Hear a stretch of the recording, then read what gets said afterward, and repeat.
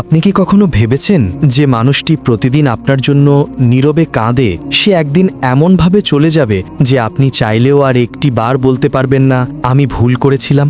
আপনি কি কখনো ভেবেছেন যে মানুষটিকে আপনি প্রতিদিন তুচ্ছ করেছেন, অবহেলা করেছেন, ব্যর্থ বলেছেন, সে হয়তো প্রতিটি রাতে আল্লাহর কাছে শুধু আপনার জন্যই হাত তুলেছে? আর আপনি কি জানেন এই পৃথিবীতে সবচেয়ে কঠিন যন্ত্রণা কোনটি?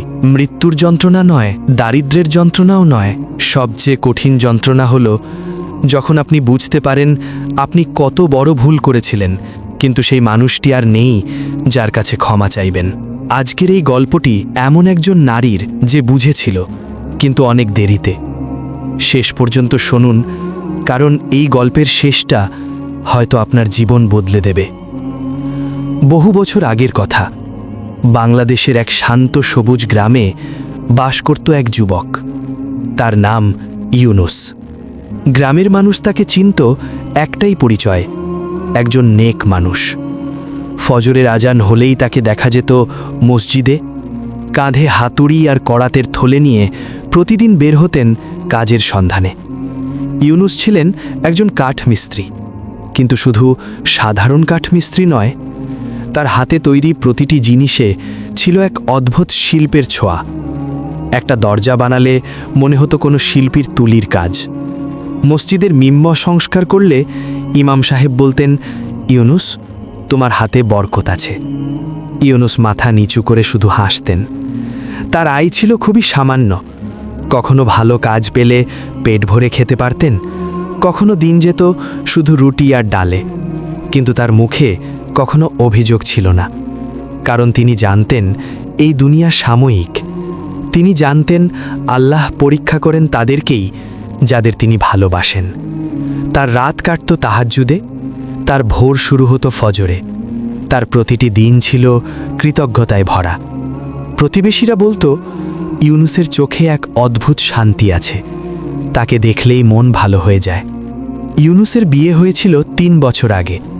তার স্ত্রীর নাম ফাতেমা। দেখতে যেমন সুন্দর, কথা বলার ধরনও তেমন মিষ্টি। প্রথম দেখায়, কিন্তু ভেতরে ভেতরে ফাতেমার মনের জগৎটা ছিল সম্পূর্ণ আলাদা। ফাতেমার বাবা ছিলেন গ্রামের একজন সচ্ছল ব্যবসায়ী। ছোটবেলা থেকে ফাতেমা পেয়েছে সব কিছু, ভালো খাবার, সুন্দর পোশাক, আরামদায়ক জীবন। কিন্তু একটা জিনিস সে পায়নি, কৃতজ্ঞতার শিক্ষা। বাবার ব্যবসায় লোকসান শুরু হওয়ার আগেই তাড়াতাড়ি বিয়ে দিয়ে দেওয়া হলো ফাতেমাকে। পাত্র ইউনুস, নেক, সৎ, পরিশ্রমী, কিন্তু গরিব। ফাতেমা রাজি ছিল না, বাবার জোরে বিয়ে করতে হলো। সেই অনিচ্ছার বিষ সে বহন করে এনেছিল বিয়ের প্রথম রাত থেকেই। ফাতেমা যেদিন ইউনুসের ঘরে এলো, চারদিকে তাকিয়ে তার মুখ কালো হয়ে গেল। ছোট্ট একটা ঘর, মাটির দেওয়াল, পুরনো কাঠের আসবাব, সেগুলো ইউনুস নিজেই ভালোবাসা দিয়ে বানিয়েছিলেন। ফাতেমা বলল, এই ছোট্ট ঘরে আমাকে থাকতে হবে? তার কণ্ঠে ছিল না কোনো লজ্জা, না কোনো সংকোচ। ইউনুস মৃদু হেসে বললেন, ইনশাআল্লাহ একদিন আরও ভালো ব্যবস্থা করতে পারব। কিন্তু সেই একদিন ফাতেমার মনে কোনো আশা জাগালো না। প্রতিটি সকাল শুরু হতো একটি নতুন অভিযোগ দিয়ে। দেখো তো, প্রতিবেশী রহিমের স্ত্রী কি সুন্দর কাপড় পরে, শাড়িতে জরির কাজ, আর আমি এই পুরনো জীর্ণ কাপড়েই দিন কাটাই। ইউনুস চুপ করে শুনতেন, তারপর নরম কণ্ঠে বলতেন, আল্লাহ চাইলে শীঘ্রই। আল্লাহ আল্লাহ, সারাদিন তোমার মুখে শুধু আল্লাহর নামই শুনি। আল্লাহ যদি তোমাকে এত ভালোবাসতেন তবে কেন তোমাকে এত অভাবী রেখেছেন? সেই মুহূর্তে ইউনুসের বুকে কি আঘাত লাগত তা হয়তো শুধু আল্লাহই জানতেন। তিনি মাথা নিচু করে বলতেন, এটা তার পরীক্ষা, আর পরীক্ষার পেছনে অবশ্যই হিকমত আছে। রাতের খাবারের সময়গুলো ছিল ইউনুসের জন্য সবচেয়ে কঠিন, কারণ সেই সময়টাতে ফাতেমার ক্লান্তি আর অসন্তোষ একসাথে বিস্ফোরিত হতো। একদিন ইউনুস কষ্ট করে বাজার থেকে কিছু সবজি আর ডাল কিনে আনলেন। ফাতেমা খাবার তৈরি করল ঠিকই, কিন্তু থালা সামনে ঠেলে দিয়ে বলল, এই খাবার খাওয়া যায়? মাছ নেই, মাংস নেই, ঘি নেই, শুধু শুকনো রুটি আর ডাল। আমার বান্ধবীরা কি খায় জানো? তাদের স্বামীরা প্রতি সপ্তাহে মাছ মাংস কিনে আনে। ইউনুস চামচ তুলতে গিয়ে থেমে গেলেন। বললেন, আমি চেষ্টা করছি ফাতেমা, আল্লাহর রহমতে শীঘ্রই। চেষ্টা? 3 বছর ধরে শুধু চেষ্টাই করছো। তুমি একজন ব্যর্থ পুরুষ ইউনুস, সম্পূর্ণরূপে ব্যর্থ। তোমাকে বিয়ে করে আমার জীবনটাই নষ্ট হয়ে গেল। সেই রাতে ইউনুস খাবার খাননি। রাতে মসজিদে গিয়ে দীর্ঘ সময় নামাজ পড়লেন, সিজদায় মাথা রেখে কাঁদলেন। হে আল্লাহ, আমার স্ত্রীকে ক্ষমা করে দিও। সে জানে না সে কি বলছে, তার অন্তরে প্রশান্তি দাও। আমাকে আরও সবর করার শক্তি দাও। ফাতেমার মা প্রায়ই বলতেন, তুই ওই গরিব মানুষটার সাথে পড়ে আছিস কেন? তালাক নিয়ে নে, আমরা তোকে ভালো জায়গায় বিয়ে দেব। ফাতেমার ভাই বলতো, ইউনুস ভালো মানুষ হতে পারে, কিন্তু ভালো মানুষ দিয়ে সংসার চলে না, টাকা লাগে। এই কথাগুলো প্রতিদিন ফাতেমার কানে ঢালা হতো। আর ফাতেমার মন ছিল নরম মাটির মতো। সে আস্তে আস্তে বিশ্বাস করতে শুরু করল ইউনুস তার জীবন নষ্ট করে দিয়েছে। সে ভুলে গেল ইউনুস প্রতিদিন তার জন্য হাড় ভাঙা খাটুনি করেন। সে ভুলে গেল ইউনুস প্রতি রাতে আল্লাহর কাছে তার সুখের জন্য হাত তোলেন। সে ভুলে গেল ইউনুস কখনো তাকে একটি কঠিন কথাও বলেননি। একদিন ইউনুস একটি বড় কাজ পেলেন। শহরের একজন বড় ব্যবসায়ীর গুদামের সব আসবাবপত্র নতুন করে বানাতে হবে। মাসখানেক কাজ, ভালো মজুরি। ইউনুস খুশি হয়ে ঘরে ফিরে বললেন, ফাতেমা, এই কাজ শেষ হলে তোমার জন্য একটি সুন্দর পোশাক কিনব, তুমি যেটা পছন্দ করবে। ফাতেমা মুহূর্তও চিন্তা না করে বলল, একটি পোশাকে কি হবে? আমার তো 10টা দরকার। তুমি কিছুই দিতে পারো না, তুমি একটি ভিখারি ইউনুস। ইউনুস চুপ করে গেলেন। সেই রাতে তিনি একটি ছোট্ট কাঠের বাক্স নিয়ে বসলেন। সারা রাত ধরে অসাধারণ দক্ষতায় কাটলেন, খোদাই করলেন। ভোরের আলোয় তৈরি হলো একটি ছোট্ট অপূর্ব সুন্দর কাঠের দুল। ইউনুস সেটি একটি চিঠির সাথে বাক্সে রেখে দিলেন, কিন্তু দেওয়ার সাহস পেলেন না। চিঠিতে লিখলেন, ফাতেমা, তোমার জন্মদিনের উপহার। তুমি হয়তো এটাকে তুচ্ছ মনে করবে, কিন্তু আমি এটা বানিয়েছি ভোরের আলোয়, তোমার কথা মনে করতে করতে। আল্লাহ তোমাকে সুখী রাখুন। সেই বাক্সটি রয়ে গেল বিছানার নিচে।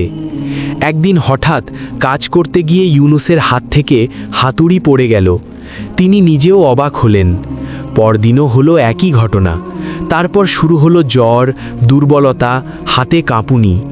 হাকিম বললেন, রোগ গুরুতর, চিকিৎসা দীর্ঘমেয়াদী এবং ব্যয়বহুল। ইউনুস বাড়ি ফিরে সব কথা ফাতেমাকে বললেন। তিনি ভেবেছিলেন এই কঠিন সময়ে হয়তো ফাতেমা তার পাশে দাঁড়াবে, হয়তো একটু সহানুভূতি দেখাবে। কিন্তু ফাতেমা বলল, এখন অসুস্থ হতে হলো, টাকা কোথা থেকে আসবে? তুমি কাজ না করলে আমরা খাবো কি? ইউনুস কিছু বললেন না, শুধু চোখ বন্ধ করে ফেললেন। দিন যেতে লাগল। ইউনুস ক্রমশ দুর্বল হয়ে পড়লেন, একসময় শয্যাশায়ী হয়ে গেলেন। ফাতেমা মাঝে মাঝে খাবার রেখে যেত, কিন্তু বসে থাকতো না, কথা বলতো না, কোনো যত্ন নিত না। একদিন ইউনুসের হাত থেকে পানির গ্লাস ভেঙে গেল। ফাতেমা ছুটে এসে বলল, তুমি শুধু ধ্বংস করতেই জানো, প্রথমে আমার জীবন ধ্বংস করলে, এখন ঘরের জিনিসপত্র। ইউনুস কাঁপতে কাঁপতে ভাঙা কাঁচ তুলতে যেতে চাইলেন। ফাতেমা তাকে সরিয়ে দিল, কিন্তু সেবা করল না। সেই রাতে ইউনুস দেওয়ালের দিকে মুখ করে শুয়ে থাকলেন। তার চোখ থেকে নীরবে পানি গড়িয়ে পড়ল বালিশে। তিনি ফিসফিস করে বললেন, হে আল্লাহ, আমি কি এতটাই ব্যর্থ? তারপর নিজেই জবাব দিলেন, না, তুমি আমাকে পছন্দ করেছ, এটাই আমার সম্মান। ফাতেমা আস্তে আস্তে বাবার বাড়িতেই বেশি সময় কাটাতে শুরু করল। প্রতিবেশীরাই তখন ইউনুসের দেখাশোনা করত, তাকে খাবার দিত, ওষুধ এনে দিত। একদিন রাতে হঠাৎ ইউনুসের অবস্থা খুব খারাপ হয়ে গেল। একজন প্রতিবেশী দৌড়ে গেল ফাতেমার বাবার বাড়িতে। সে বলল, ফাতেমা, তোমার স্বামীর অবস্থা ভালো না, এক্ষুনি চলো। ফাতেমার মা বললেন, রাতে যাওয়ার দরকার নেই, সকালে যাবি। ফাতেমা সেই রাতে গেল না। সে জানত না এটাই ছিল শেষ সুযোগ। সে জানত না মাত্র কয়েক ঘন্টার দূরত্ব তাকে চিরতরে আলাদা করে দেবে ইউনুস থেকে। সেই রাতে তাহাজ্জুদের সময় ইউনুস কোনোভাবে উঠে বসলেন, কেঁপে কেঁপে অজু করলেন, তারপর জায়নামাজে দাঁড়ালেন। তার কণ্ঠে ছিল না কোনো অভিযোগ, তার হৃদয়ে ছিল না কোনো ক্রোধ, শুধু ছিল আল্লাহর প্রতি অসীম ভালোবাসা। তিনি সিজদায় গেলেন এবং দোয়া করলেন, হে আল্লাহ, আমার স্ত্রীকে ক্ষমা করে দিও। সে হয়তো জানে না সে কি করেছে। তাকে হেদায়েত দাও, তাকে ভালো রাখো। আমি তার প্রতি কোনো অভিযোগ রাখলাম না। আমাকে কবুল করে নাও। সিজদায় থেকেই ইউনুসের শ্বাস থেমে গেল। মৃত্যু এলো সবচেয়ে সুন্দর অবস্থায়, আল্লাহর সামনে সিজদায়। পরদিন ভোরে খবর ছড়িয়ে পড়ল, ইউনুস আর নেই। পুরো গ্রাম স্তব্ধ হয়ে গেল। মসজিদে জানাজার প্রস্তুতি শুরু হলো। মানুষ দলে দলে আসতে লাগল।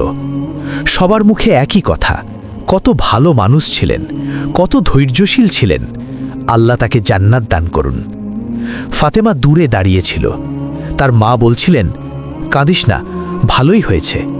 কিন্তু ফাতেমার বুকের ভেতর কিছু একটা ভেঙে যাচ্ছিল। এক অদ্ভুত শূন্যতা তাকে গ্রাস করছিল। দাফনের পর সে একা ইউনুসের ঘরে ফিরল।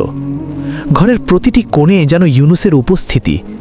তার হাতে বানানো সেই পুরনো কাঠের চেয়ার, সেই আলমারি, সেই দরজা।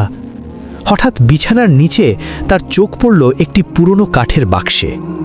ফাতেমা সেটি হাতে তুলল, ধীরে ধীরে খুলল। বাক্সের ভেতরে ছিল অনেকগুলো চিঠি আর সেই ছোট্ট কাঠের দুল। ফাতেমা কাঁপতে কাঁপতে প্রথম চিঠিটি হাতে নিল। ফাতেমা, আজ তুমি আমাকে ব্যর্থ বলেছ।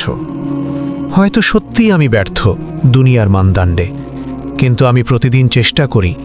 আল্লাহ সাক্ষী। দ্বিতীয় চিঠি। আজ রাতে অনেক কেঁদেছি, কিন্তু আল্লাহর কাছে তোমার জন্যই দোয়া করেছি। তুমি ভালো থাকো, এটাই আমার চাওয়া। তৃতীয় চিঠি।